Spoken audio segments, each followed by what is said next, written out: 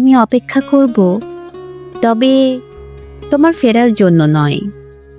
আমি অপেক্ষা করব সেই দিনের জন্য, যেই দিন তুমি বলবে তোমার মতো করে কেউ আমাকে ভালোবাসেনি, তোমার মতো করে কেউ আমাকে বোঝেনি, কেউ আমাকে যত্ন করেনি ঠিক তোমার মতো করে, কেউ আমাকে পাগলের মতো চায়নি।